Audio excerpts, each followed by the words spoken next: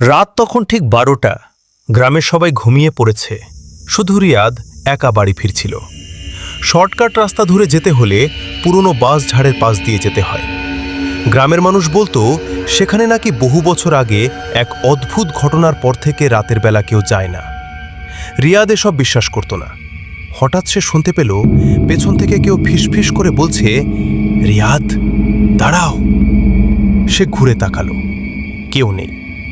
আবার হাঁটতে শুরু করতেই বাসগুলো একসঙ্গে দুলতে লাগলো, অথচ বাতাস ছিল না। কয়েক কদম এগোতেই তার সামনে সাদা কাপড় পরা একটি লম্বা ছায়ামূর্তি দাঁড়িয়ে গেল। মুখ দেখা যাচ্ছিল না। ভয়ে রিয়াদের গা কাঁপতে লাগল।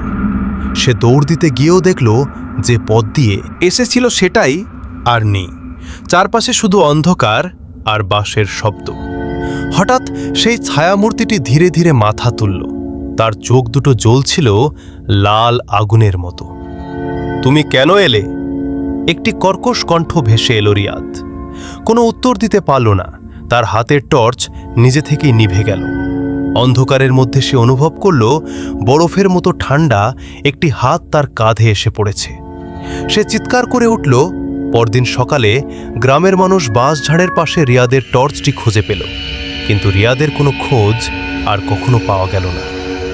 তারপর থেকে গভীর রাতে কেউ যদি ওই বাঁশঝাড়ের পাশ দিয়ে যায়, মাঝে মাঝে শুনতে পায় একটি কাঁপা কণ্ঠ ফিসফিস করে বলছে, আমাকে বাঁচাও।